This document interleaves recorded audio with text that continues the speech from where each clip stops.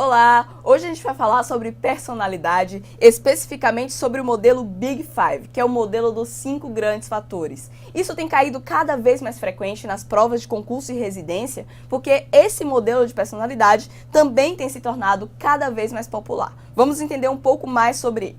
Esse modelo, ele faz parte de um grupo de modelos de personalidade que estão dentro do grande guarda-chuva dos pressupostos da teoria do traço latente, que são teorias que entendem que a personalidade é composta por diversos traços e que esses traços, medidos em uma escala, vamos dizer que intervalar, são estáveis durante o tempo. Então a gente tem essa ideia de que a personalidade ela é estável. Isso é uma característica bem importante quando a gente fala sobre teorias do traço. Outra coisa interessante é que esse modelo dos 5 grandes fatores, que a gente também pode ser chamado também de Big Five, ele foi validado por Paul Costa e Robert McCrae. Esses dois nomes são importantes porque caem na prova às vezes e eles confundem os autores para que vocês não saibam exatamente quem validou.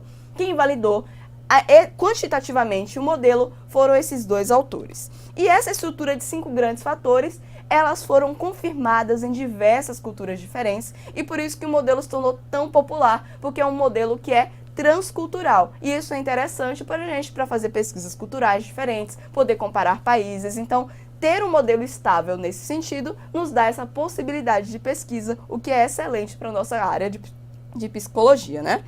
E os fatores, eles surgiram de 2 grandes abordagens. Então, falei para vocês que esses dois autores foram responsáveis pela validação quantitativa do instrumento, mas os fatores já existiam. E eles surgiram de 2 abordagens. A primeira delas, a abordagem léxica. A abordagem léxica ou hipótese léxica, também pode sair assim na hora da sua prova, diz respeito à ideia de que podemos usar adjetivos para descrever pessoas. Autores pegaram esse grande número de adjetivos que eram utilizados para descrever pessoas e categorizaram em grandes grupos de adjetivos. Esses grupos receberam esses rótulos, os 5 grandes fatores, e aí foram verificados também quantitativamente. A outra abordagem, que é a abordagem psicométrica, já partiu do pressuposto de usar análise fatorial, que é uma análise utilizada em psicometria para verificar a estrutura fatorial de um determinado construto, e acharam dentro dessa análise esses 5 grandes fatores. Então, meio que convergiu, por assim dizer, a análise fatorial com também os achados da abordagem léxica. Um trouxe contribuições para o outro. Então agora a gente vai conhecer quais são esses 5 grandes fatores. Provavelmente você já ouviu algum deles, ou já até sabe o nome deles, mas agora a gente vai conhecer um pouquinho mais do que é que eles querem dizer. O primeiro deles é a conscienciosidade. Eu vou dizer para vocês uma coisa, os nomes podem ter algumas diferenças, mas o que vocês têm que entender é a essência de cada um deles, porque às vezes em português algumas traduções têm algumas diferenças, ok? Então a conscienciosidade é o traço relacionado à conformidade, à organização, ao alcance de metas, autodisciplina. Então aquela pessoa que é bem mais tradicional, mais focada em alcançar metas, então tem mais essas características de organização, de planejamento.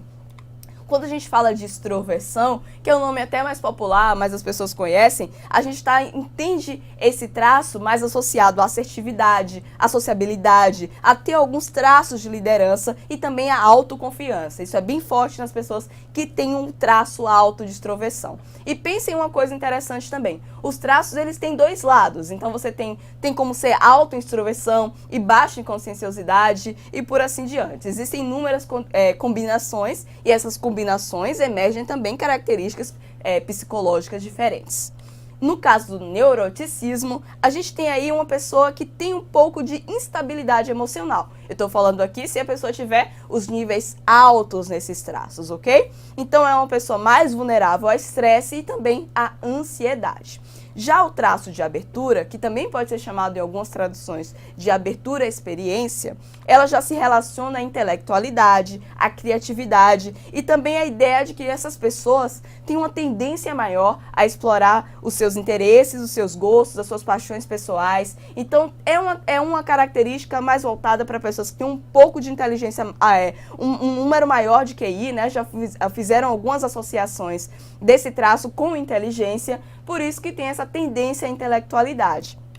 A gente também tem um outro fator, que é a amabilidade. Nesse fator, a gente está relacionando aí características voltadas para a preocupação com o bem-estar de outras pessoas, a valorização da tradição e da benevolência, e dentre outras características. Então, é uma pessoa muito mais preocupada com o bem-estar do que necessariamente alcançar metas. Então, a gente tem esses elementos aí e eles compõem combinações inúmeras que formam a personalidade de cada um de nós. É fascinante ver como, de fato, esses fatores podem se combinar e emergir diferentes características. Então, vale a pena entender melhor como eles funcionam. Agora eu trouxe o elemento para que vocês consigam memorizar os nomes desses fatores. As questões não tendem a ser muito profundas quando a gente fala do Big Five, mas elas tendem a cobrar com certeza os nomes dos fatores. Então aqui só para vocês saberem, a gente tem letra C, conscienciosidade, E, extroversão, N, neuroticismo, A, abertura e amabilidade. E juntos elas formam essa palavra. Pensem aí, cena com 2 As. Aí você já sabe de cor o nome de todos os fatores e aí vai ficar bem mais fácil para você resolver sua prova. Vamos dar uma olhadinha agora nas questões que eu trouxe para você. Essa questão aqui, que é desse ano, diz que é do modelo dos 5 fatores de personalidade, também conhecido como Big Five, fazem parte dos seguintes exceto. Então aqui a gente quer encontrar qual dos traços que estão descritos aqui não fazem parte do modelo do Big Five. Então a gente tem na letra A, agressividade, na letra B, abertura, extroversão, na letra C, neuroticismo na letra D e escrupulosidade na letra E. Vamos pensar um pouco, a gente sabe lá daquela palavrinha que eu ensinei para vocês, que é cena com 2 As, a gente já viu aqui que extroversão tá ok, neuroticismo tá ok, abertura também tá ok. Vamos dizer que você ficou em dúvida aí na letra A e na letra E. Vamos pensar um pouco nas descrições que a gente acabou de ver. Dentre as descrições, a gente pode entender que escrupulosidade aqui tendeu a uma tradução da conscienciosidade. Então tomem cuidado, entendam de fato o que é que os fatores querem expressar, porque as traduções são muito diversas em português. E a gente já sabe que aqui também faz parte, porque ele quer dizer, ó, a conscienciosidade, que é o C da cena, logo a resposta certa é a letra A, que na verdade é a resposta que indica o fator que não está presente. Vamos fazer só mais uma questão aqui para focar mesmo. Diz que, a respeito do modelo dos 5 grandes fatores, em que a personalidade é representada a partir de 5 dimensões, é correto afirmar. Vamos dar uma olhadinha. Letra A. O modelo tem origem em um conjunto de pesquisas sobre personalidade, advindas de teorias fatoriais e de traços de personalidade. Isso aqui é interessante. Vamos ver a letra B. A letra B diz que as 5 dimensões desse modelo são extroversão, ok, neuroticismo, ok, abertura para as novas experiências, ok, afetuosidade, tudo bem, que pode ser confundido com amabilidade, e comprometimento, não. Logo a resposta da letra B não está correta. Na letra C, diz que, assim como outras teorias sobre personalidade, o modelo também descreve e explica o desenvolvimento de várias formas de psicopatologias, apresentando uma abordagem terapêutica. Veja que o modelo dos 5 grandes fatores, ele não apresenta esse viés terapêutico. Então aqui a gente não tem com isso sendo a resposta correta.